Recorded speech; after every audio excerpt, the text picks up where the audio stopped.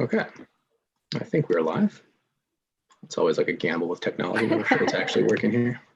There's a blinking red light. Yeah, it looks good, right?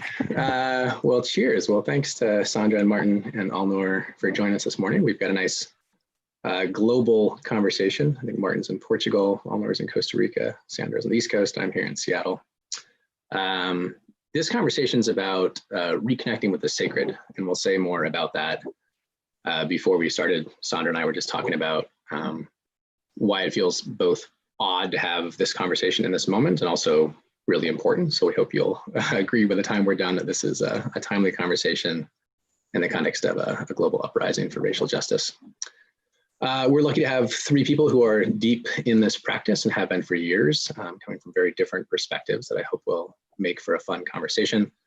What we're inviting Sandra and Martin and Alnor to do over the next 80 minutes or so is four things. So we'll ask you to introduce yourselves, share why you think this concept of reconnecting with the sacred or spirit is an important tool for transformation, ground this abstract concept and something more concrete, something that we can feel into, a case study from your life. And then we'll try to close with a concrete practice. What's something that you found helpful for yourself in tapping into a different way of knowing and feeling in the world.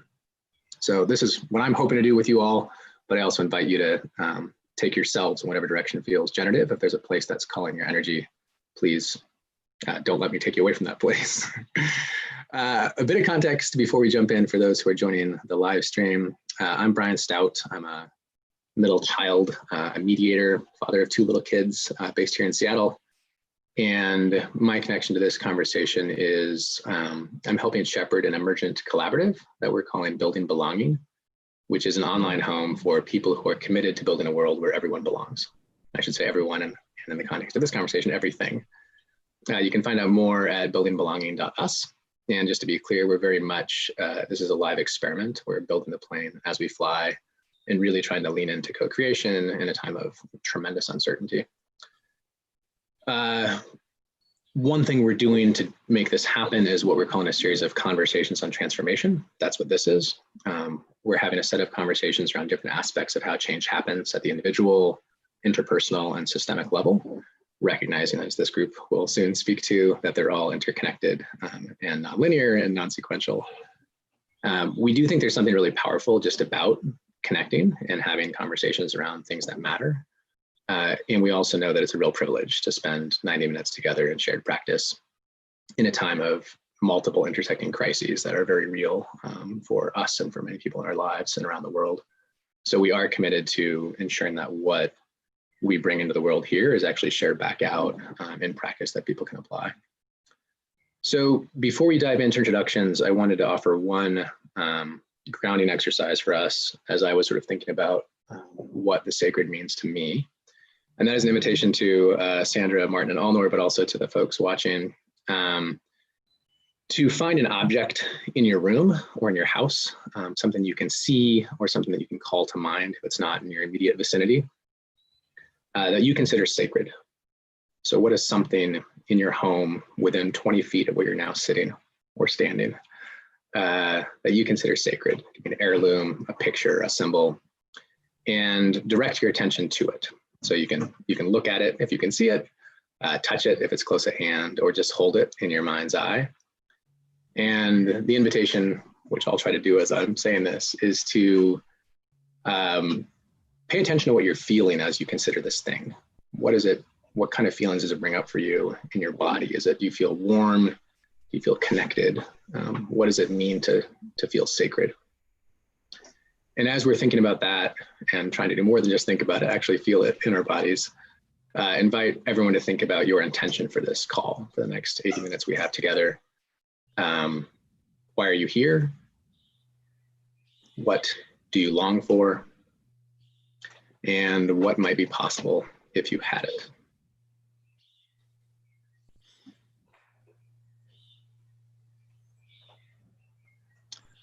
So with that, we're going to jump into some introductions. I think we'll start with Alnor, and then Sandra, and then Martin. And the invitation is to speak to three questions or prompts. I am, my people are, and I belong to. If you want to respond to a different question, feel free. Alnor. Thank you. Thank you for organizing this, Brian, and good to meet you, Sandra, and good to see you, Martin. I always have a difficult time with the idea of biography and the question of I am. I think partly because the spiritual practice, the aim of spiritual practice is to transcend subject-object duality, and so the biography reifies this idea that there is a separate me. So I guess that's the qualification before I start, which is I don't take any of this seriously. Yeah, my name is Alnur. I live in Costa Rica in a community called Tierra Valiente, Brave Earth. I'm an activist, organizer, occasionally a writer when time allows itself. Yeah, I focused on the last 20 years or so on the intersection of global political acupuncture points, mainly focusing on the neoliberal system, narrative work, and really the intersection of spirituality and politics has been an inquiry of mine. I used to run an organization called The Rules, which was an activist collective focused on the root causes of inequality, poverty, and climate change, and just showing how all oppression is connected and exposing those links and providing alternatives. So that's my, I guess, yeah, structural social identity, performative identity. I was thinking of Martin and I have an elder and an older brother named Teokas and Ghost Horse, and he plays on the Descartes' idea of I think, therefore I am. And his version of it is we think, therefore we are. And so, yeah, I guess my people are, I come from a Sufi lineage, and in my particular strain of it, our kind of core mantra is Shukran Lillah wa alhamdulillah, which is all praise is due to Allah the Most High, but you are Allah becoming self-aware. And I think Sufism for me is not necessarily a cultural impulse or we are people from a place. It's essentially the pathless path. And I think anyone doing that work outside of dogma and ideology and institution and construct are people I self-identify with and I gravitate towards. And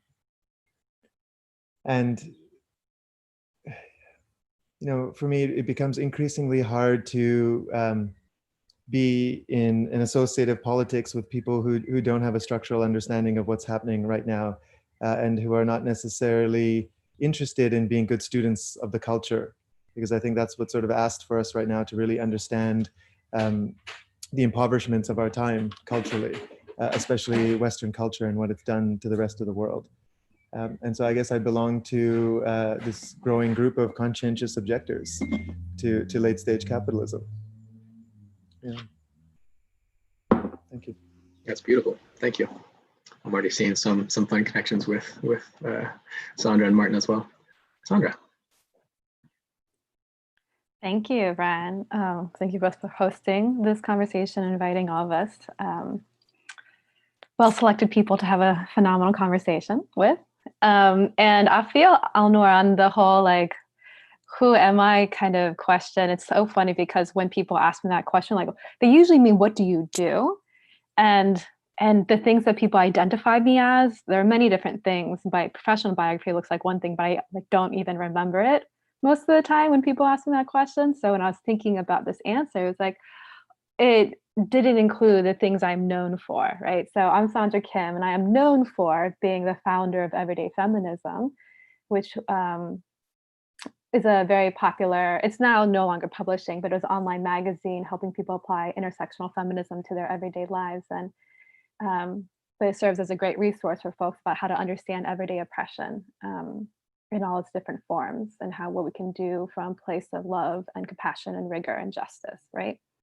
I'm also known for leading Rebecoming Human, which is my current personal platform, where I do different types of healing justice programs, whether it's trainings or healing circles, gatherings, or whatnot. But when I think about myself, if I had to give the answer, it would be probably that I'm a mystic for the revolution.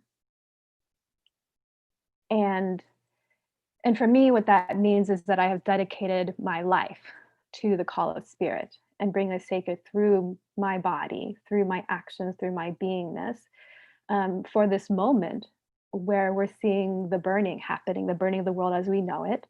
And in the ashes, something else will arise. And I think that what will arise will be determined by how we show up and how we come together in this moment. And so I consider myself to belong to a very long line of people who have survived a world that was not for them, did not want them, just except to exploit them and treat them like disposable, and a long line of people who, as they survived, they took care of their own. And I also acknowledge that in that there was a lot of internal exploitation, coercion, abuse, and control as well. And so I feel like what I'm doing right now is really being with the dualities in my life, in my lineages. And I say that even as that I feel like I stand very much in the long history of my family, which is a history from the Korean Peninsula, both from North Korea and South Korea. My father's family had to flee what is now North Korea down to the south. And then my mother's family is from the southern point of South Korea. And then we came over to this country in the 70s, and I was born here. And so I very much stand in the history of both of the Korean Peninsula as well as the United States, which involves the Cold War, which involves colonization, which involves, all these different things. And so really embracing all those who have come before me and who are with me now, so that I can be better of service to those who will come after me, right? And so for me, that a lot of it is tied to the spiritual traditions that I formally and informally practice in. So mainly, I'm most formally a part of the Zen Buddhist tradition, Plum Village, Thich Nhat Hanh, for folks who are familiar with that. But I am a pretty witchy, earth-based, animistic, energy worker, all those things, which I actually think is actually a big part of the feminine interpretation of Buddhism. There's been a lot of masculine patriarchal, and I think forms of Buddhism, things that happen to wisdom traditions when they become state religions, right? It's not really best. And so I feel like there is a reclamation generally of bringing together the divine feminine, divine masculine, reclaiming that from patriarchy. And I feel like I really belong to people who are listening in to what once was true for us as a people, and it's still true to a certain degree, but has suffered underneath the context of systemic oppression, particularly colonization, and so listening into and reimagining, reclaiming our wisdom traditions, and finding the grounding in ourselves and each other in spirit during these incredibly ungrounding times. Thank you for that. Yeah. I think we'll see a repeated refrain around sort of transcending binaries and reclaiming wisdom as we move through this. Martin. Hi, Brian, and hello, Alnor and Sandra. It's great to see you and good to meet you, Sandra. Yeah, already so much resonance that I feel from what you share. And yeah, thank you for this remark about the identity, because yeah, I could also just say I am full stop for an introduction, but yeah, I guess it's a really interesting journey that we are in, using the role that we incarnate in and remembering the place that is beyond this particular vessel that we use in this world of duality and diversity.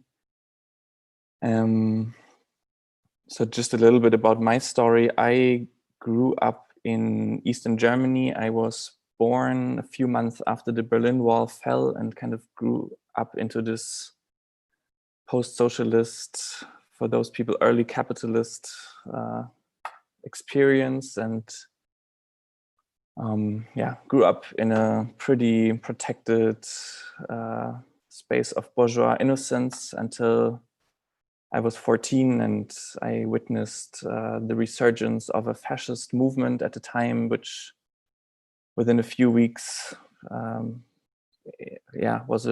initiated a revelation of the kind of political context that the world exists in, understanding or starting to understand what fascism is, understanding that there is a global capitalist system in which there is basically no neutrality. And yeah, it was a pretty liberating experience on one side, because I knew I don't have to fit into this society, which is so destructive, but it also sent me into a deep and frustrating quest for meaning. And ultimately, this inquiry led me to come to Portugal and study in an intentional community and an international peace research center where I still live and work today. It's called Tamara. It was originally also founded by a group of Germans who then created this international center here in Portugal. And basically, it is a project that tries to reimagine on a small scale what human culture, or also Western culture, can look like, and how to reconnect human existence with what we call the sacred matrix of life. So the world that has created us, to make it compatible again with the world that we create. So that's a little bit about who my people are.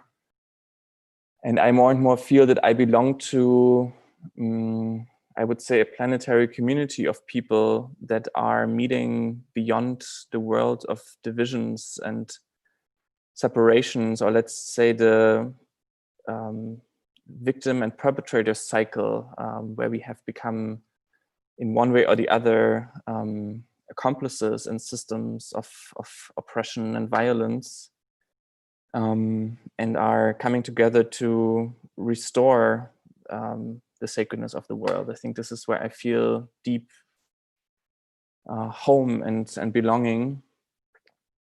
And yeah, I feel that, I mentioned that my political awakening was with realizing that fascism is not just a matter of history books, but is still alive. And I also realized that for me, this is an ever deepening inquiry of my adult life, understanding the root of perpetratorship, of destructive patterns in the culture that I come from, as a white Western capitalist culture, but also discovering it in myself on the different levels of personality, karmic levels, whatever. But this is something that really, for me is a life issue that I am wishing to contribute to. Maybe that as an introduction, and looking forward to this conversation. Cheers, thank you. Yeah, I think one of the ways I've thought about, the three of you and the community we're trying to weave together with building belonging is, in many ways, this a lot of folks who have been Cassandras, who sort of been calling the questioner for a long time. And I think we are now hoping that there is more opening to listening to that voice. And I appreciate Sandra sort of bringing back in this notion of the sacred or divine feminine, which is sort of inseparable from the broader context, even, in the Cassandra myth, that piece coming back. So thank you for those introductions. And I think, I appreciate that so much of who we are is who we were, and a lot of the conflict we see now is who we're trying to become. So it's nice to kind of ground into some of that and remember some ancestry. So our next invitation is really to introduce the concept as you understand it. So I think we'll go Sandra, and then Martin, and then Alnor. And the question is, what does reconnecting with the sacred mean to you? And why is it important for transformation and liberation?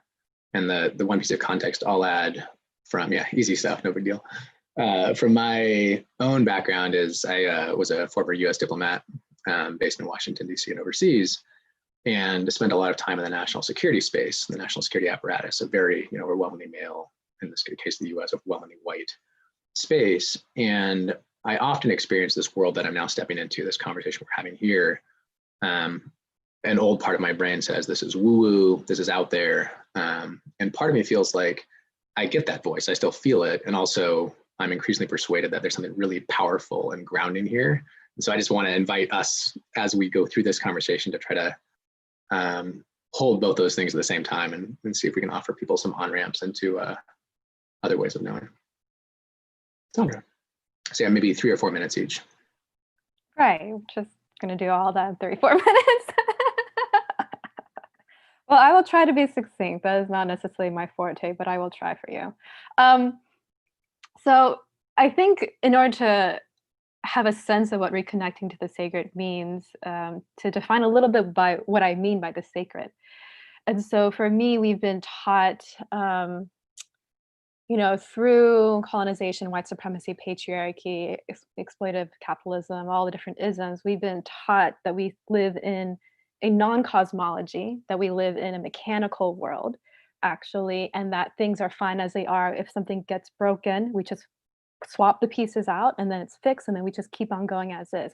And so I think the sacred stands as an antithesis to that lack of cosmology, and says, no, there's much more than just the physical happening here. The physical is real, and that is definitely one vehicle for things to manifest.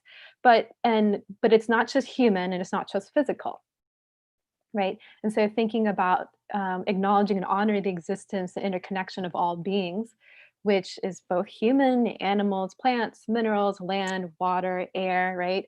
As well as the non-visible, the unseen, right? And however, there's lots of different cosmologies out there, but that there are unseen, invisible beings oftentimes work here to support us, as well as sometimes not so much. And that all these beings have a living consciousness. And for me, the sacred means that really acknowledging that without each other, we cannot live. I mean, without the elements, we literally can't live, right? And therefore, it means that I don't have the right to value them simply as things that benefit or hinder me, or treat them as exploitable or disposable.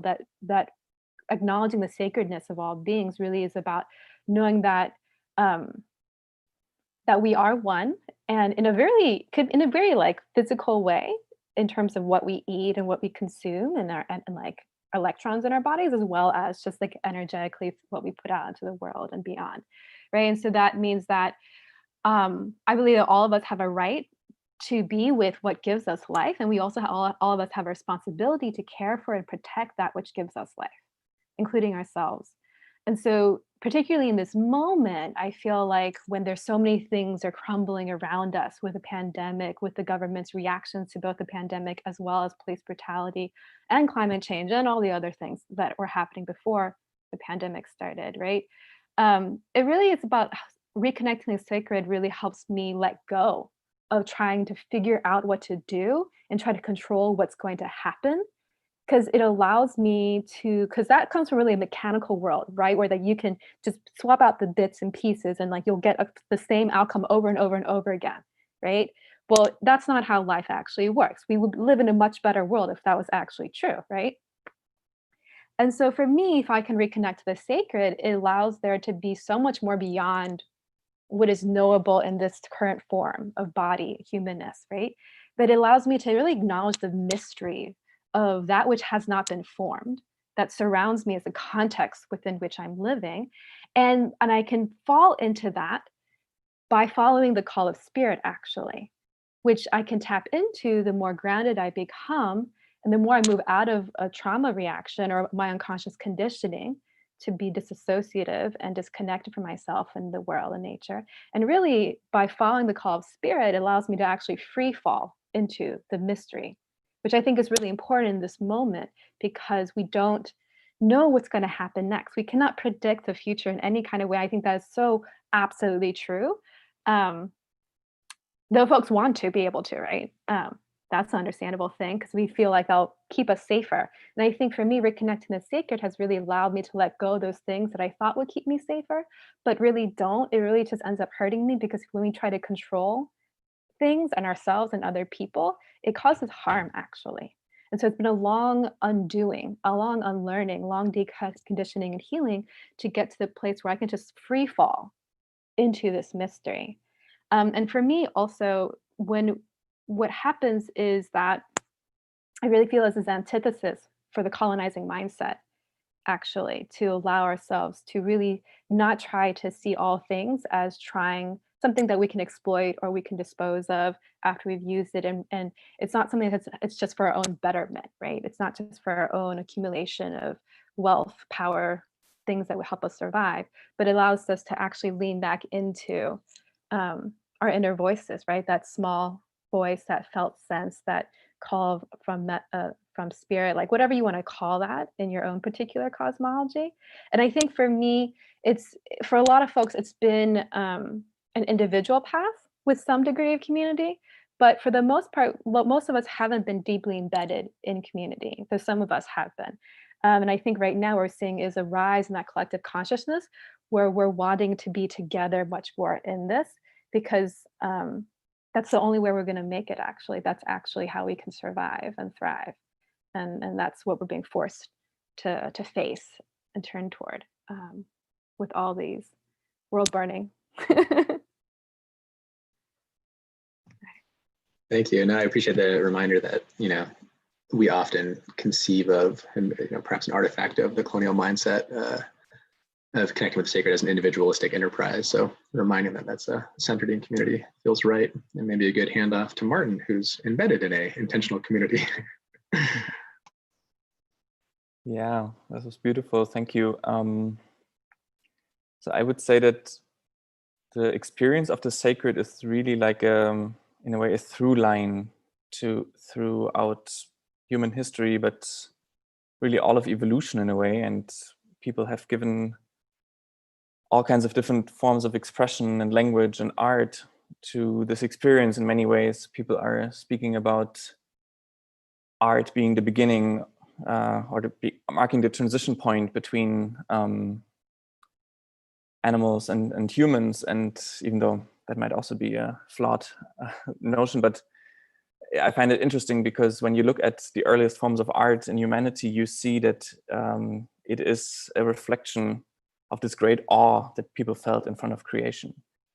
And so the sacred is actually an experience where we overcome isolation and perceive ourselves unified in a much greater whole that we are part of. And what enables the experience of the sacred is really not just kind of a personal hallucination or some kind of, neurochemical reactions, but it is actually the growing knowledge that there is a world that is based on interdependence, as was already said.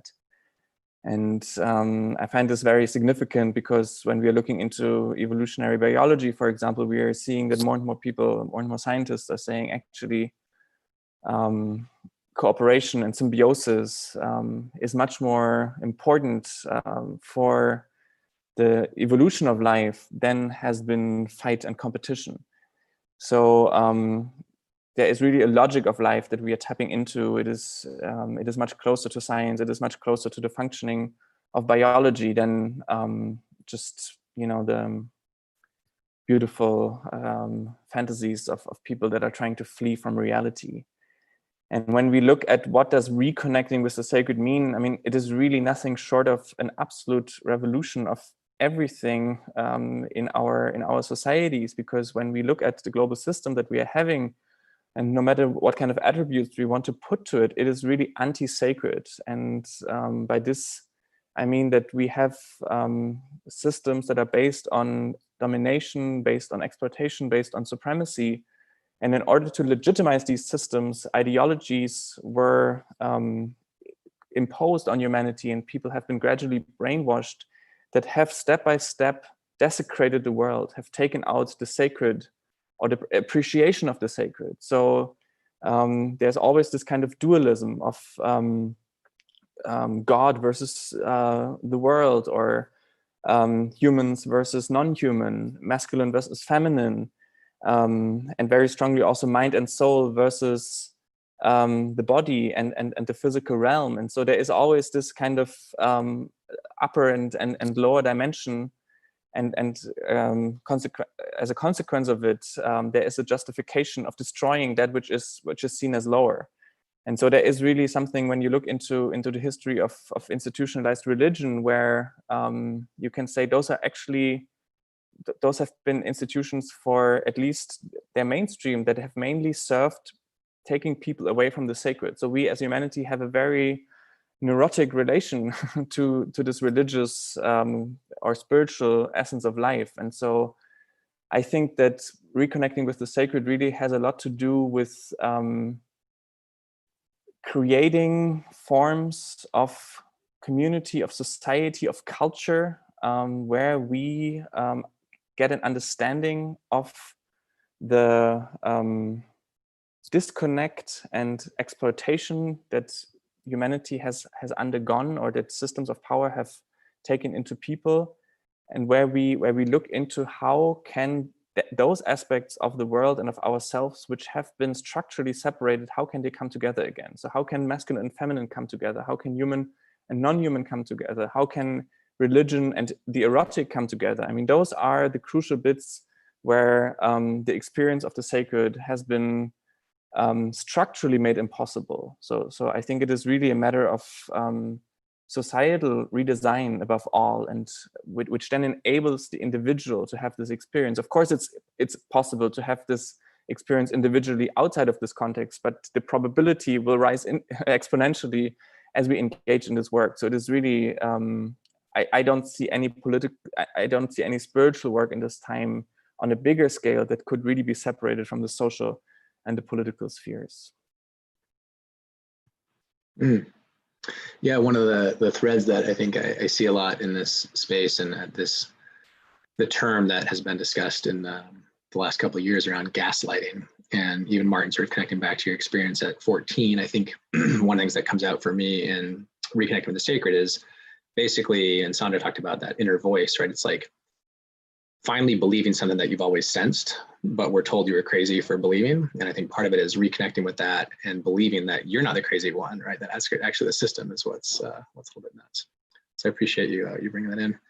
Alnor, same question to you, and maybe if I can throw one prompt on top of it. There's a question in the live stream chat about if we could give a short definition of neoliberalism. So what do you mean by that? And then maybe sort of ground that into reconnecting with the sacred as the antithesis, perhaps, of neoliberalism. Sure. So I see neoliberalism as the sort of logical outcome of 5,000 years of patriarchy, hierarchy, exploitation of the planet, genocide, imperialism, colonialism, etc., into this current manifestation. It's the brand of capitalism today. And it's not just an ideology; it's a religion. It's a spiritual institution for the bankrupt culture of the West, and it basically tells us that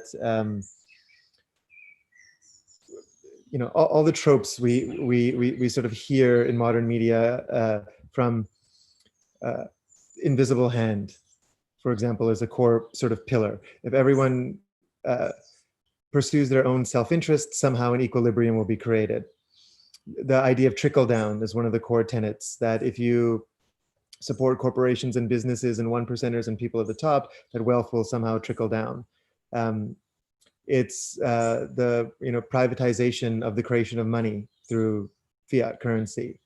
And so those are some of the pillars on an economic level. And then on a ideological level, it tells us that essentially poor people are lazy and stupid, and rich people are not lucky or heirs of the fortune of all of humanity or the collective work that's been created, but they are somehow their own individual genius that sort of out of nowhere, ex nihilo created their wealth, and that they are therefore the wealth creators of society.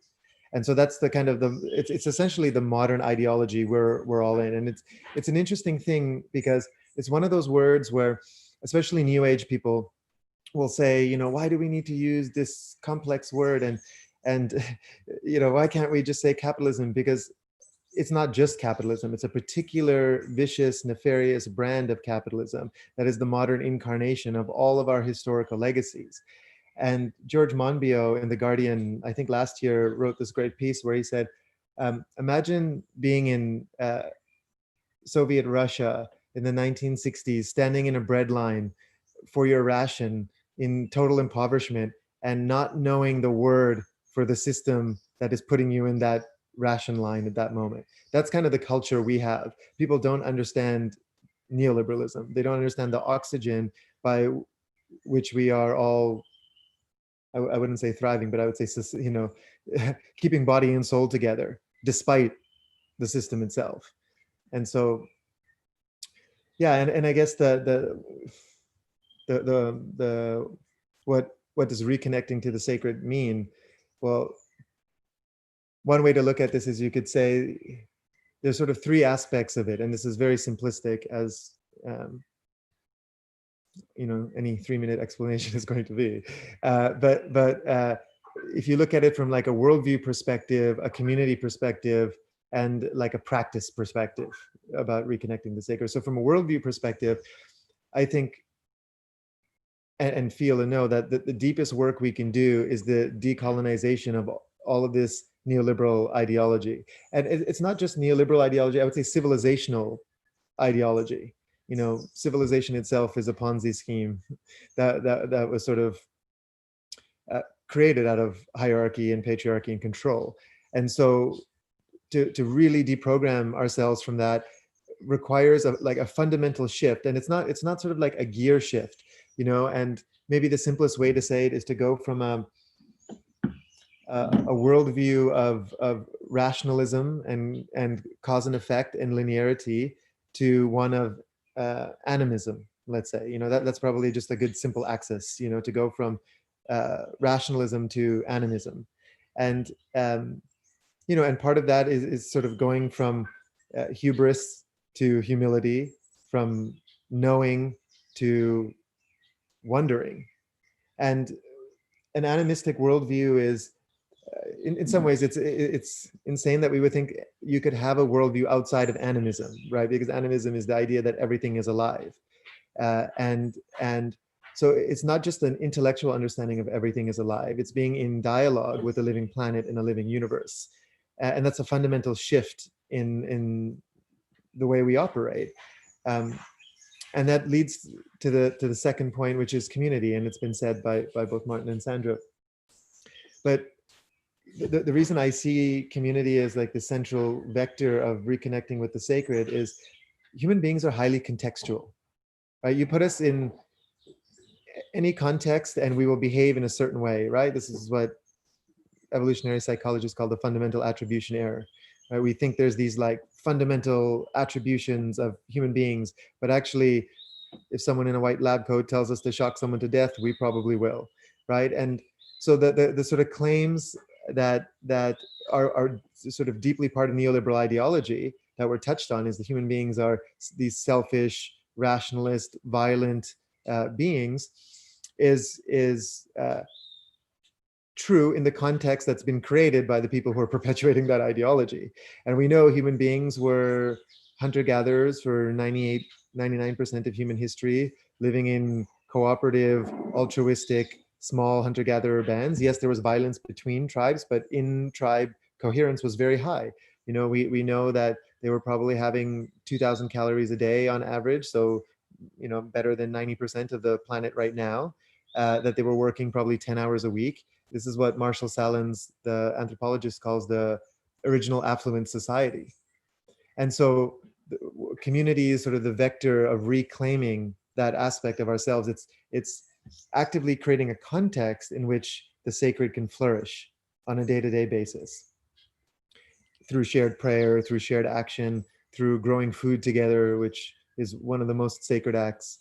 And then that leads to practice, the sadhana. You know, what is your daily relationship in walking the animistic path, in asking for permission, in praying on your food, in knowing where your food comes from, in your language, because, you know, part of animism is that even language is alive.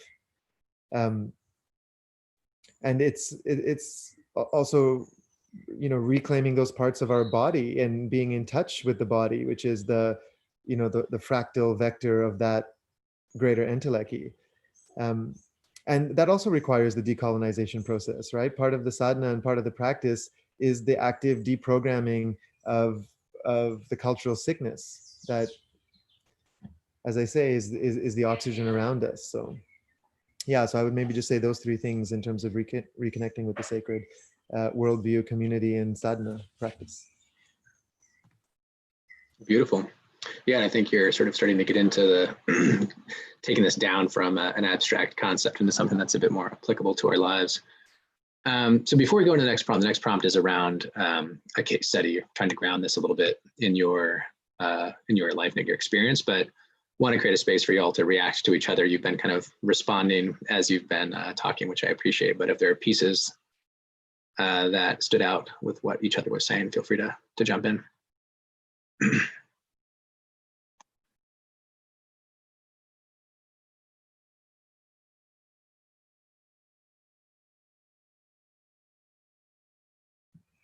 It's kind of rare to be in a space where there's so much resonance and so much agreement. So I think you're going to have to manufacture some tension and some dissonance in the field. But just to say, no, I really appreciate the different perspectives.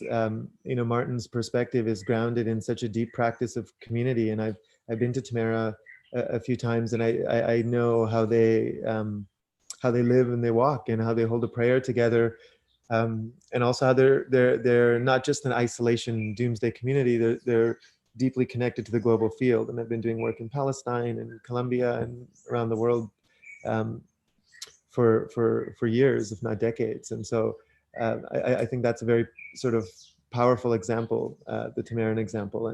And I also deeply appreciate Sandra's work, because I think this intersectional work and also connecting the spiritual and the political in this way is critical, because there never was a separation, and what happened is radical leftist ideology got consumed in the rationalism, and they, in some ways, it made sense, right? It was a reaction against institutional Christianity. And so Marxism came with their dialectical materialism, and anarchism with no God, no masters. And we sort of, we lost the spirit in the desire to get our overlord's approval by fighting logic with logic and rationalism with rationalism. And yeah, here we are with a spiritually bankrupt left and psychotic right. And where do you go in between,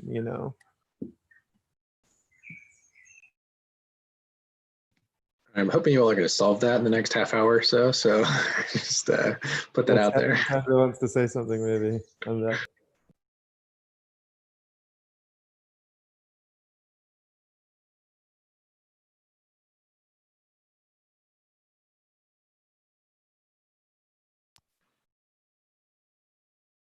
Well, I'll name two more things that maybe we can pick up if you want as we go through, but the couple threads that I've found sort of surfacing in some of the other conversations we've had so far around narrative and around conflict transformation, or the last couple we had, was this notion of the fractal.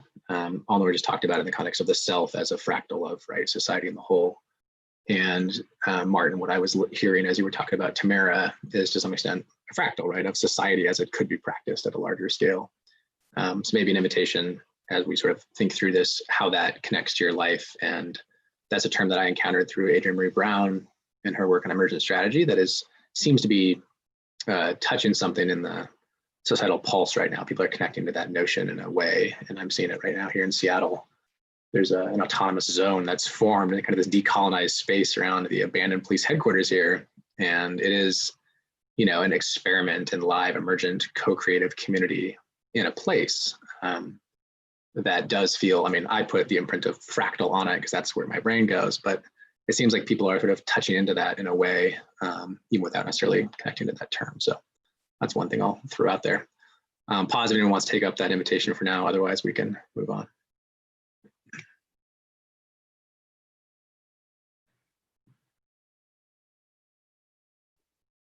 I can. this is where my Confucian background comes into play. So there's, because Koreans are deeply Confucian. And a lot of folks may not know actually what that means. But one of the things of it is that if the household is not well, then the country cannot be well, the government cannot be well. And so it's and unfortunately it got co-opted and became very extremely patriarchal, elitist, and like very dominating and the way it was expressed through the government. But I think for me at the heart is this notion of the fractal, right? And I think what is really hard in this moment is that we as a people are not self-governable yet. We have so much unconscious conditioning that people are trying to be anti-racist right now when they still don't know what race and racism is. They don't know the fundamentals of what that means because they've been brainwashed into thinking all these myths about race and racism that allowed us to be perpetually racist without knowing it was going on, because they think it's like we can swap out faces. And while faces matter to a certain degree, of course, but it's the way we're being. It's the way we're showing us, the way we're interacting with ourselves and each other that actually is how that violence is perpetuated.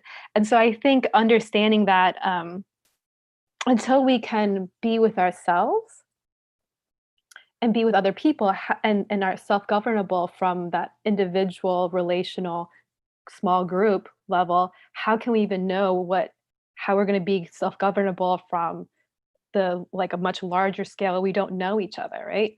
And for me, a lot of that comes down to practices, because it's what allows us to come home to myself. I think about reconnecting the sacred is actually about coming home. It's coming back to who I belong to and who is with me now.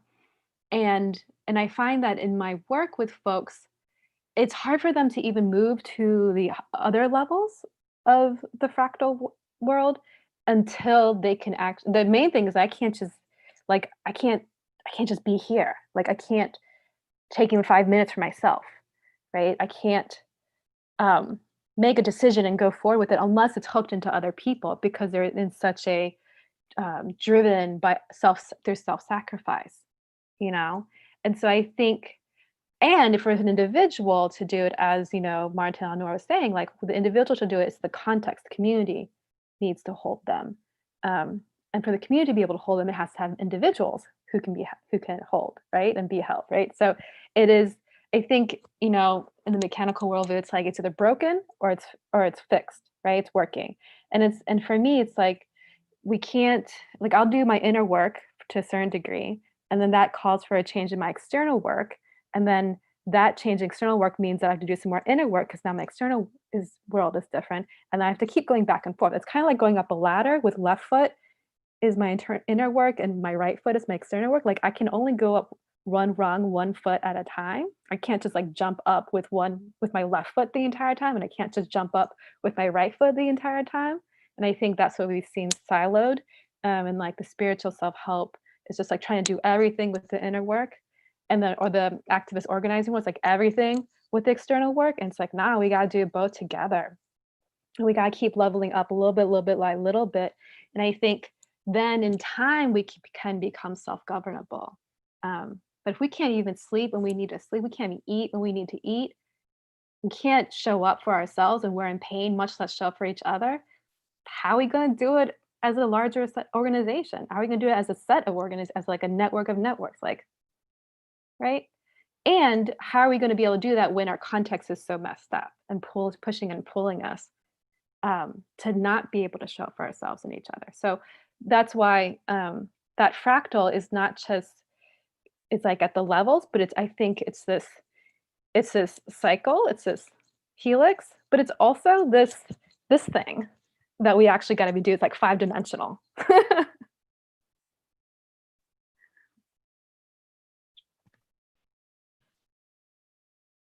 love that. And I'm thinking it's both making great sense. And I think it is helpful as we sort of pivot into the notion of a case study or practice to help people ground that. I like the metaphor of the ladder as something that people can grab onto. It's like, yeah, that makes sense, right? We can't do all the other. Martin, you look like you were going to chime in. Yeah, I was inspired by what Sandra shared, and especially what you said about it, we aren't able to govern ourselves, which I think is a really important realization as to the meaning also of this work on inner work, but also on the social level. And actually, yeah, just as Anu also mentioned a bit more about Tamara, like this was actually one of the starting points for this community, for the social experiment that the founders came out of the social movements and the political movements of the 60s and 70s and realized that the revolution in Europe, where people tried to create all these utopian communities, that actually failed not in the confrontation with the political system or enemy, but really in the confrontation with each other, like just the absolute inability to solve the most simplest of conflicts. And yeah, so there was this understanding that when you work with a group of people, let's say 20 to 30 people, if you create enough self-reflection for what is happening inside of this group, you will find all the basic archetypal dynamics that you will also find playing out on the world stage. And so if unless we are able to really find a transformational work on this level, then all the ideals of grassroots democracy and autonomy and all these beautiful values, which are absolutely right in terms of the vision of where we are going, they are ultimately not really filled with real belief, let's say. And so yeah, I think this is it's a really important realization. And I would also turn it into a positive direction in saying that you know, just as important it is to realize that we can't govern ourselves, we can also say that the more we can actually create small-scale social organisms where people can have the increasing experience of trusting one another, there will be a growing vision of what is possible politically and in the world.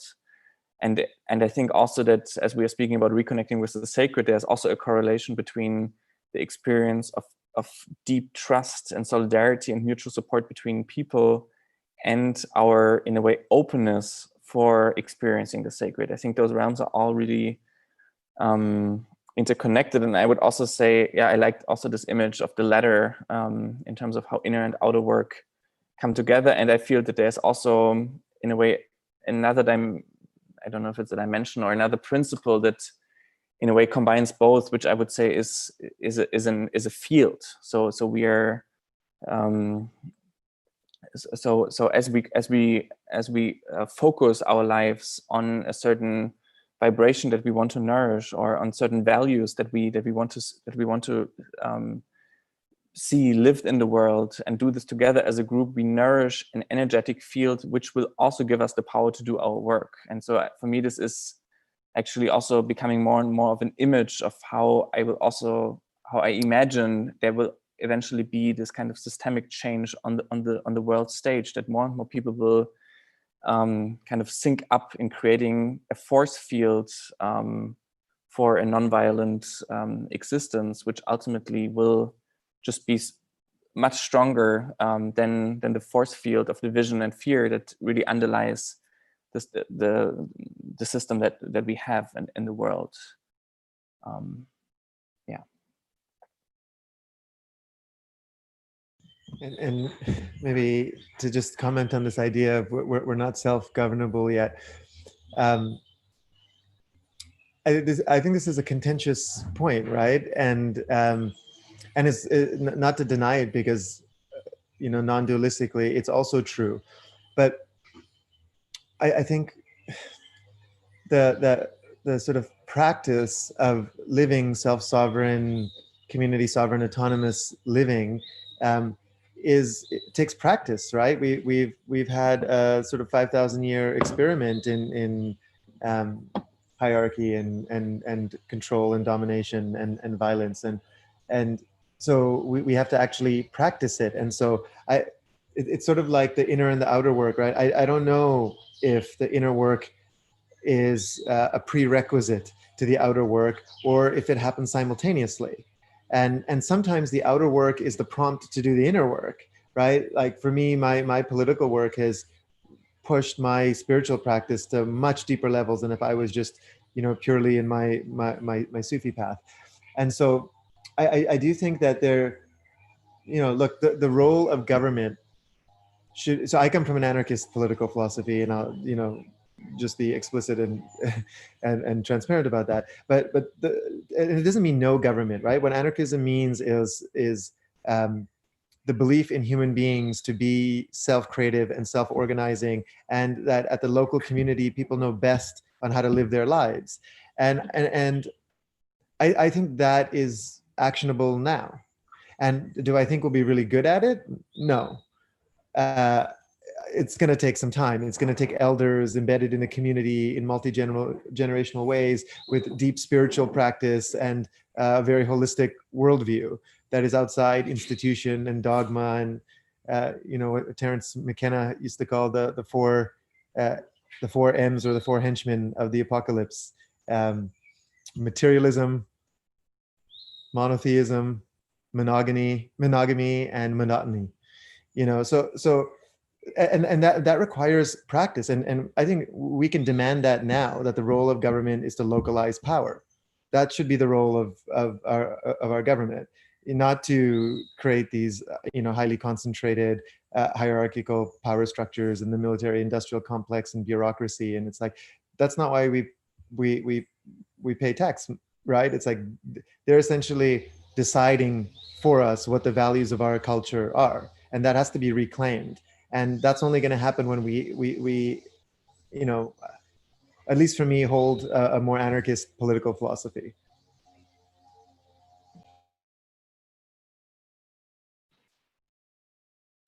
Yeah, loving this. Feel like there's a lot of space to go there, and I think partly what I'm affirming for myself in this moment is this notion of what the conversations on transformation are about, this sort of series that we're curating. And Sandra will come back in another incarnation to talk more about sort of individual transformation. This conversation we're having is situated in sort of how we transform societies. So we talk about I, we, and world.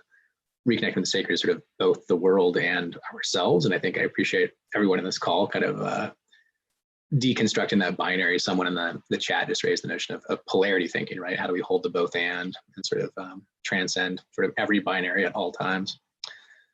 I'm going to transition here into this next prompt and let folks take it where they want to go. If there's something that's still speaking to you about the conversation we're now having around fractal and the role of government and self-organizing behavior, which feels to me like it's part of all of this, which is, what does this look like in practice? So reconnecting with the sacred sounds great. If you're someone like me who comes out of dominant culture and feels deeply uncomfortable with anything that happens below the head, super cerebral, how do you begin to get out of that? I've read all your work, so I don't know if Alder wants to talk about psychedelics, but different ways to offer practices. And I think when we talk about the sacred, a practice is a ritual, right? And in sort of religious or spiritual context, we're talking about rituals. So if you want to talk about ritual instead, but yeah, how do you, how has this landed for you in your life? Are there ways or paths you can offer other people that might help them practice what it is we're talking about? So I'm going to start with Sandra this time, and then we'll go Martin and Oliver. Okay, well, so for me, I'm very grateful that I've been on this path for maybe 15 years now, because I feel that it's actually really equipped me to be in this moment of the world burning down in such a extreme way that a lot of people are aware of it. Because I think I've been aware of it for a while, but I think most folks are like, oh yeah, no, we can still do it. We can still save it. It's getting better, right? And I think between the climate change, the pandemic, and our government's response to police brutality, and as well as everything else, has just made it really clear that the world as we know it is disintegrating. And to be able to be with this violent reality, this both from the state as well as just the unknown nature of things, when we're so conditioned to want to control things and like know what's going to happen, have plans and like have things happen as we want them to, even if we know that that's not really true, we still want that to be true, I think. And I think for me, having a strong spiritual practice has helped me remain grounded as my body gets activated and my nervous system gets activated. As people around me, I can feel like the collective trauma reaction happening and people going into their unconscious conditioning, into their hypervigilance, or into their exhaustion and like feeling frozen. And so for me, because I can root down, my body knows this as a thing. That's what I turn to when I'm actually getting activated. It's just to root down, get grounded, and then to be with others who are similar. And so that has really allowed me to offer a lot of solidity, a lot of spaciousness to other folks to hook into, actually, and to be able to help people ground out of their trauma reaction and turn toward the violent reality that we're living in. And because if we don't do that, it's understandable if people are going to turn away, right? And if people can repress and disassociate, why would you want to feel the pain and fear? I really understand that. But if we do turn away, then we can't be with what is, and then we can't actually take action to care for it and address it. And so we'll be in a worse shape from being in denial, actually. And so if we can turn toward it, and be with it and realize we can feel pain, we can feel fear, we can feel grief, we can feel anger, we can feel all these things, and we're not going to die, actually. Sandra, can you say a word about when you say I ground down, what does that look like for you? What does that mean for folks who don't have their own meditative practice or contemplative practice? Yeah, so I think you can ground in many different ways. The ways that I normally do, because I have a Buddhist background, is through like being with my body, my breath, and then I also do energy work. So I actually literally imagine a grounding cord coming out from my hips, my waist, and going into the earth and down all the way to the core, earth's core, and actually wrapping myself around it. And if I'm feeling particularly ungrounded, I even go up into the cosmos, and I'll send a grounding cord up into the stars and wrap around. And I ask permission, actually. That's something a bit more unusual. I actually ask the earth and the stars if I can do that. And then I go in.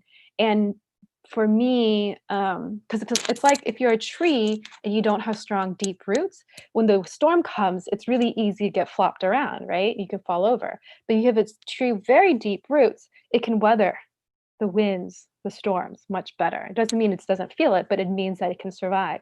And I think the other thing about trees is that they're connected to each other. And so they actually are resourcing each other. And so for me, I lead grounding gatherings for BIPOC, for Black, Indigenous, and people of color. And they're called, I say, like, let's get grounded together so that we can rise in this moment of the world burning down. And so it's really allowed me not to try to, by being able to lean into this, one, I feel like I'm not alone, right? It's not even that I'm with other human beings, so that's important, obviously, but I'm also feel really nurtured and held by my ancestors, by spirit guides, by spirit, by mystery in this moment. Like, I know that like there's a lot championing this moment, like our transformation right now, actually. There are a lot of forces supporting this moment for our collective well-being. And so I feel like I'm just like water flowing with it. So if we feel like we have to be a rock and rock to withstand, we have to get hardened up, then rocks get broken.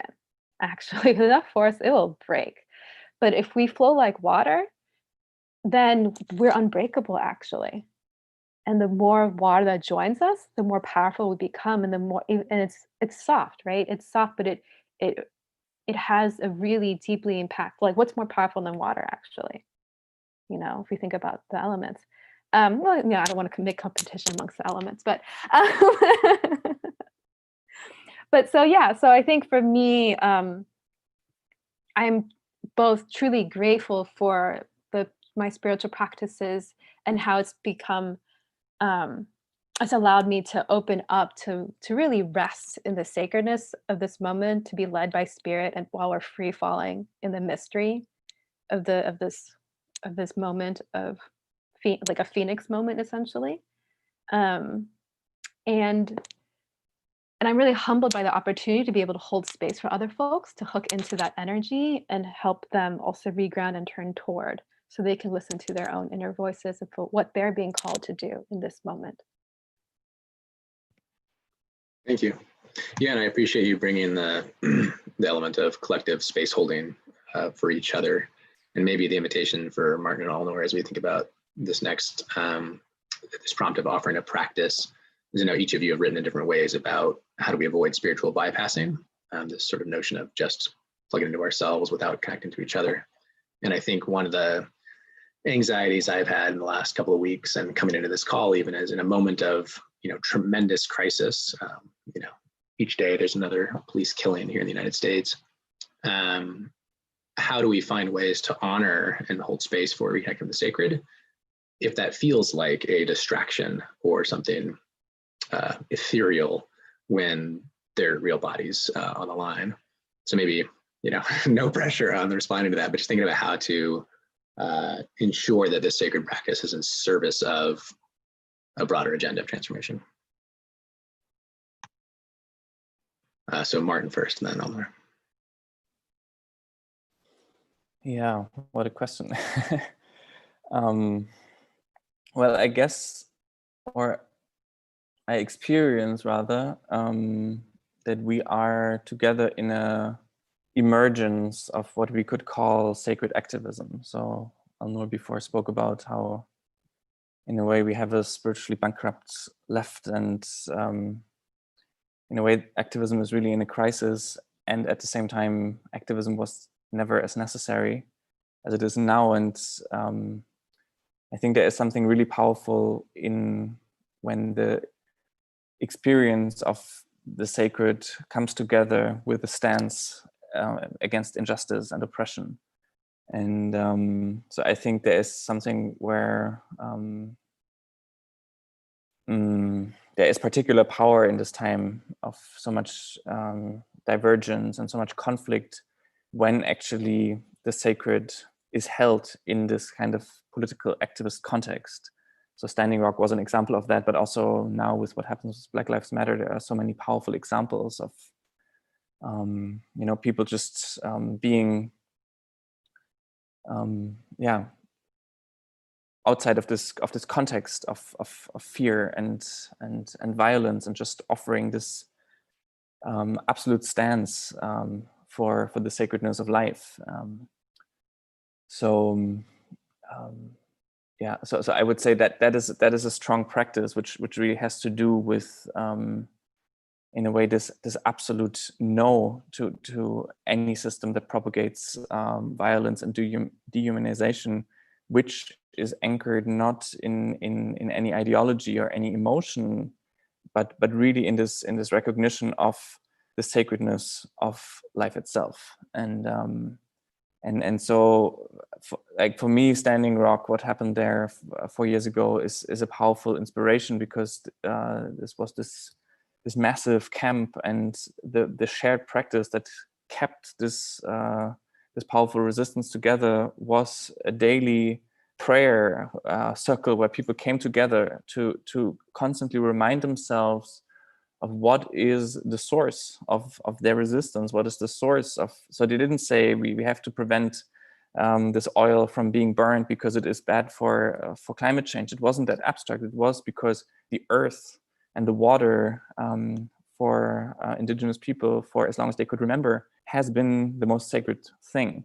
And so I think it is this kind of experience of and connection with that sacred spirit that we have to remind ourselves and nourish, but not as an abstract thing to distract ourselves from the actual struggles that are happening, but as a source of power for them. So that, I think, is really a connection that wants to happen. And I think there is also, out of this experience, there is a natural form of ethics that arises, which also then becomes more and more committing for people who ground the activism in this experience of the sacred. And I would also say that in terms of practice, it is so important to, like I would say that there is a quality of bearing witness, which is really essential to spiritual growth. So where there's also a memory awakening of that part of ourselves which stands beyond all the different roles and identities that we play, but which can simply realize and make sense, and observe what we are experiencing. And there tends to be a correction that happens by itself, to the extent that the witness awakens. And so while there is, let's say in the New Age movement, this this obsession of not facing the dark, not facing that which destroys the world, I actually find that there is a particularly strong practice in growing the capacity of the witness to look at the world and actually facing the shadow, because to the extent that this happens, the shadow becomes permeated with consciousness, and the more consciousness arises, the less we are just able to automatically follow the patterns that lead to violence and destruction. Is there an example, Martin, from Tamara? I mean, you spoke a little bit about the Standing Rock experience, but is there something that you do at Tamara that you found particularly helpful as a practice that others might be able to take up in their quarantine homes or wherever they may be right now? Well, a lot of the practice has really to do with this kind of communal way of being together. So when I think, for example, about the shadow, it's a lot about so there is a form of how we come together in a group where we create somewhat of a ritualistic and also in a way artistic setting where people can share things that usually they wouldn't share because either they are too terrible or too amazing or too embarrassing or whatever. And there is a form of revealing yourself in front of people with things that usually you couldn't speak, where there is, through being in this terrifying place of revelation, self-consciousness arises, a form of witnessing yourself arises, which you would hardly otherwise be able to get to on a one-on-one setting, maybe in a profound therapeutic session with your therapist. But yeah, I don't know, for the quarantine setting, I actually think it's not so much bound to methods and to tools as it is bound to this seriousness of the inquiry to actually wanting to gain consciousness about what is happening in yourself and not just follow down the highway of automatic reactions and impulses that play out in ourselves. So also to study, so what is the source of my action and what is their consequence? This might be a good reflection for journaling that you could do every day. And I think the more deeper you go into it, the more you will find out. Cheers. Thank you. Alnor, a practice that people can think about to tap into the sacred. I also want to respond to your initial prompt, Brian, where you said, what would you say to somebody who's more in the cerebral function of this? And to paraphrase an old adage, you may not be interested in spirituality, but spirituality is interested in you. And the spiritual process is the primary process. That's what's happening at a collective level. It's what's happening on an individual level, and its manifestations maybe in your personal relationship life or politically or structurally or whatever. But we are primarily spiritual beings, and in terms of a sort of practice, and this is for me where the political and the spiritual are so linked. I think a key practice for me and the community here and the Rules Collective has always been being really good students of our culture, really having a structural constellational lens of why things are happening, and spending time in contemplation, in spiritual contemplation about why the world is the way it is, right? And we spend so much time on our personal development in these other ways, but very rarely do we spend the time to understand the operating system, and that is a spiritual practice. And then the sort of link to that practice is to find it in your own body, right? And to find it in your own life, to not just to say, if we're good students of our culture, we understand that the dominant mode that we are forced to engage in is one of transaction and commodification and extraction. And then we say, that's what that system is doing. It's like, actually, no, that's what we're all doing all the time. And so really finding it, where does that live in my body when I realize that? And how do I shift my practice so I'm living in the gift rather than in the transaction? And then really disidentifying yourself with the culture.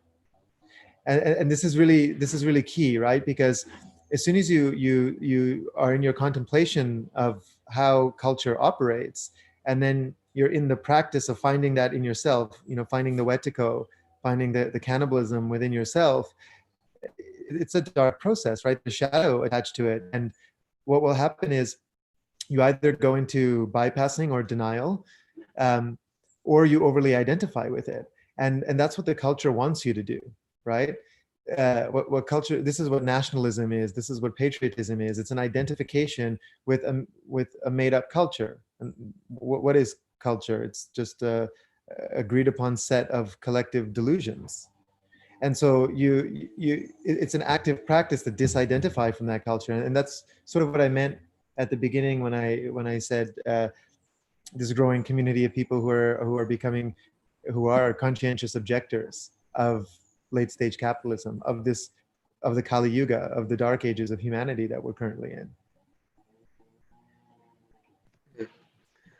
Sandra said she wanted to chime in, and then we'll move toward close here. Yeah, it occurred to me after I shared a story from my friend Aisha Lee, who's an older Black woman, about how her practice, well, I'll tell the story. So she shared this story, and it was about her son, her young son, who got injured. And so she called for help, and the police came. And when the police entered her home and they went up to the room of her son, she noticed that they had their hands near their guns, actually. And so I know her through the POC Sangha. And so she's been Buddhist for, I don't know, maybe almost 2 decades now. And so she has a very strong ability to slow down and get reconnected to her body and just be with what is in herself and around her. And so when she saw, there's her young Black son in the bed, injured, and these 2 police officers with their hands near their guns, and she could have gone many different ways emotionally, obviously, reacted in that moment. And she was able to reground and center herself, and then notice that they were actually afraid. As ridiculous as it sounds, that they would be afraid as they're the ones with the guns and there's just this injured person in bed and her, but that was what she noticed. And so she was able to be with that reality, to notice that and be with that. And also obviously the fact that she wants to keep her son safe. And so she was able to in a grounded way, be like, hey, so I think we're actually okay. Y'all can go, we'll handle it. And they were happy to leave. And she was able to just call a taxi and take him to the hospital instead. And obviously the context, the fact that she needed to do all that and how our first responder system is set up is so terrible, that's true. But in that moment, because she was able to be with the threat and connect with the humanity of those police officers, she was able to actually redirect the situation from going down a very dangerous, possibly life-threatening path for her son and her perhaps even. So I just wanted to offer that as a really concrete way of how this not this oneness, and the spiritual practice is not actually about out there. It's actually about how we live through moments. So you practice for when things are hard too, actually. It's not just to feel good and happy and relaxed. It's actually for these moments of real violence. Unfortunately, I think are going to increasingly come in our world. And as a practice, as an easy practice, I say just go outside, hang out with the land, talk with it, let it hold you. If you can't go outside, plants. If you don't have plants inside your home, then you can imagine it too, visualize it. All that works. To just go and talk, just talk to things. They'll start to talk back. It's great. Thank you. Thank you for bringing that story in. I appreciate that. So we've got a few minutes left. I guess I kind of want to take up one of the threads that you all have spoken to different ways around belonging, which is one of the sort of frames that I'm drawn to, and we're trying to use as a superstructure for these conversations and transformation. So Sandra, at the beginning, had talked about coming home to yourself, right? This notion of belonging. And Martin, I think, alluded earlier to like belonging to the whole, right? We are this notion of, Aldor's decolonizing biography, that we are all connected. So I guess the closing prompt, and feel free to take it in a minute or so, whatever direction feels useful to you. But what does it mean to belong in this moment? And are there ways that you think about reconnecting the sacred and finding a way to belong differently? Because I guess, where this question is coming from for me to be more explicit is Alnor's notion of like, as we disintegrate, as the bottom falls out, and as we're seeking ways to reconnect with this community, if we don't want to go to spiritual bypassing, if we don't want to go to over-identification, what else do we have? And we, I think, are trying to collectively create a community that holds people, that as you are a conscious objector to whatever system, neoliberalism, white supremacy, patriarchy, but that doesn't have to be a lonely, hard-fought road, that there's actually a whole bunch of people that are trying to do that right now. And there are different ways people can do it. So I'm not sure if I've got a good closing invitation there, but yeah, maybe just where do you find solace in this moment? Are there places that feel attractive to you that we could offer others as they're opting out of a system that is toxic and seeking ways to reconnect? Easy question. Maybe we'll go Alnor, Sandra, Martin.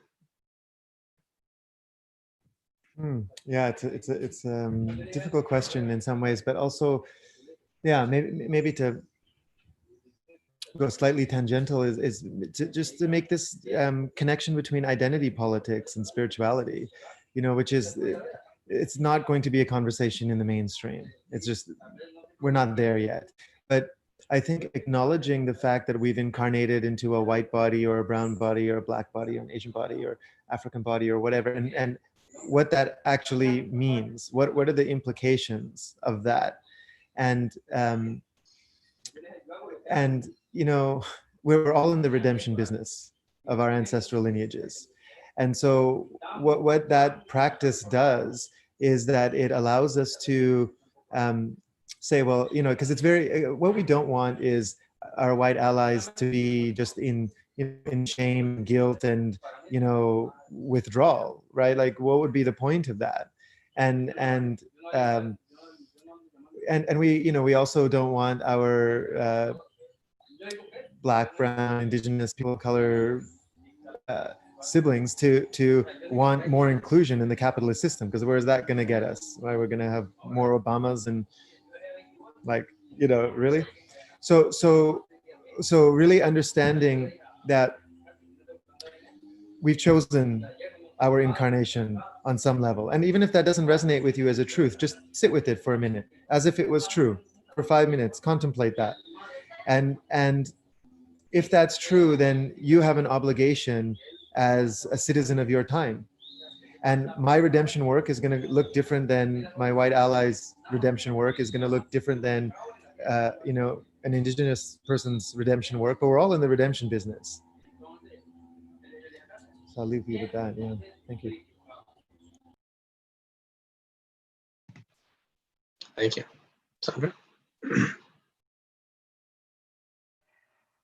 I guess two different things come up for me. One is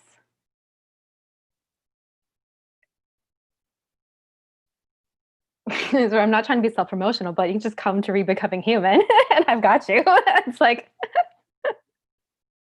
so where I guide people through different frameworks and practices, and in community for folks to start to really unlearn their own unconscious conditioning and work through their trauma reactions so they can actually listen for their inner voices and what it's calling for them to do. That's honestly everybody's cup of tea. And everything is pay what you can. So it's on a complete radical sliding scale. So nobody's turned away for lack of funds.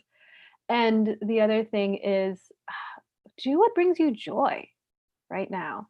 I think part of Christian whiteness is so much like suffering and like self-whipping, actually. And joy is just a huge part of the healing journey, actually. So if you can find what gives you joy, play, bring more play into your life, that will help so much with everything. And it's not a denial, because like I said, we're moving out of this binary of joy or like taking care of things, being responsible. It's not. It's like play and responsibility, they actually feed each other. And if we have to reclaim that dynamic, actually.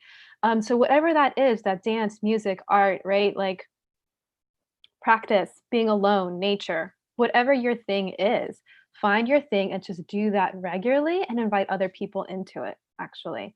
And then with that, it'll create a greater container for you to be with the pain and suffering that's happening. And then if you can be with that from a more grounded, centered place, because you just been living good in your body and eating wonderful things, dancing, whatever, been lit in love, right? Then you can actually more be with that pain and anger and fear. And then see what emerges as you bear witness to your own self, and you invite other people to do that, you know? Even a short thing being like, I'm gonna talk for 5 minutes, and can you just hear me and just like be present with me? And you don't need to say anything, you don't have to fix anything, you don't need to do anything, but I'm just gonna talk for 5 minutes. Okay, go. And then you switch. That's all you gotta do. That can actually be wonderful. Or you could write it out, right? It's just, but letting it come without controlling it, after you've gotten grounded into your body. And then the message will come through eventually. Thank you. Martin. Yeah, I will actually continue on this line of Sandra. And yeah, I think that's Albert Hoffman, the guy who created the LSD chemical or synthesized it.